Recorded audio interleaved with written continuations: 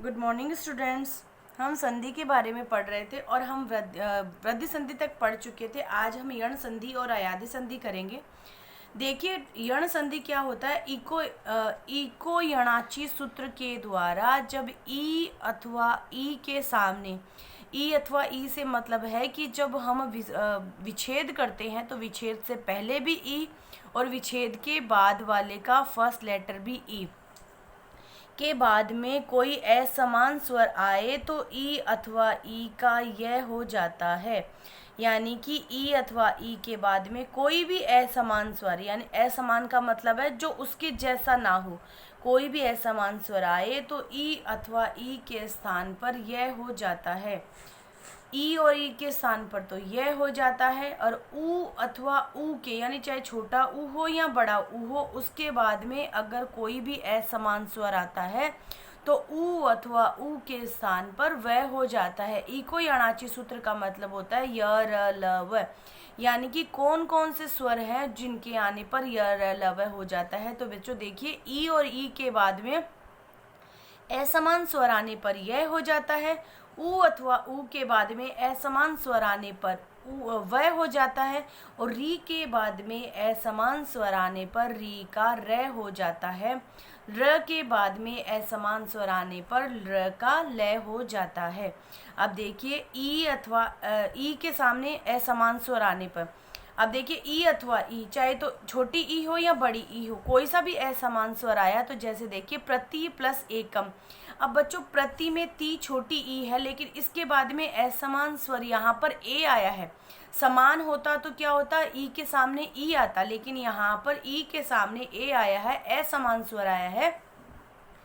ई के सामने असमान स्वर आने पर यह हो जाता है, तो यहाँ पर प्रति प्लस एकम का हो जाएगा प्रत्येकम। इसी प्रकार देखिए, इति प्लस उक्त्वा, इति तय का ई और उक्त्वा का ऊ, देखिए ई के सामने असमान स्वर यानी ऊ आया है, तो यहाँ पर हो जाएगा यह तो इत्युक्त्वा। ई के सामने सुधि बड़ी ई है और आगे असमान स्वर ऊ है, तो यहाँ पर सुधि प्लस उपास्य, तो यहाँ पर होगा सुधुपास्य, यानी यह हो जाता है सु प्लस आगतम। अब देखिए, सु प्लस आगतम में ऊ के सामने एक समान स्वर आ आया है, तो यहाँ पर हो जाएगा वह, तो यहाँ पर हो जाएगा स्वागतम। मधु प्लस अरि, मधु का ऊ के सामने असमान स्वर है, तो यहाँ पर वह हो जाएगा मधुवरी। ऊ के सामने असमान स्वर है वधु और आगमन, तो वध्वागमन। वधु प्लस आदेश, तो वध्वादेश। री का देखो र हो जाता है मात्र प्लस आदेश, मात्रादेश। पितृ प्लस आज्ञा, पित्राज्ञा।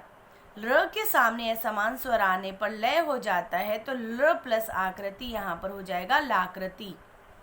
अब देखो बच्चों, अयादि संधि है एच, अर्थात ए ओ ऐ औ के बाद में यदि कोई स्वर आता है, यानी कि एच ए ओ ऐ ओ के बाद में अगर कोई भी स्वर आता है तो ए का ऐ हो जाता है, ओ का औ हो जाता है, ए का आय हो जाता है और ओ का आव हो जाता है। यानी कि ए आए तो हम ऐ लगा देंगे, अगर ओ आता है तो हम अव लगा देते हैं और ए का आय कर देते हैं, औ का आव हो जाता है।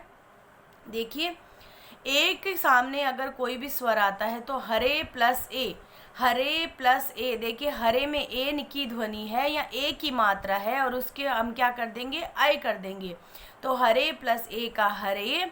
शे प्लस अनम, शयनम। ओ के सामने कोई भी स्वर आता है तो ओ का अव हो जाता है, विष्णु प्लस ए, विष्णवे। भानु प्लस ए, भानवे। ए के सामने कोई भी स्वर आता है तो आय हो जाता है, नई प्लस अक, नायक। गई प्लस अक, गायक। औ के सामने कोई भी स्वर आने पर आव हो जाता है, पौ प्लस अक, पावक। धौ प्लस अक, धावक। देखो बच्चों, यण संधि और अयादि संधि के आपको ये जितने भी उदाहरण दे रखे हैं आपको अपनी कॉपी में करना है। धन्यवाद।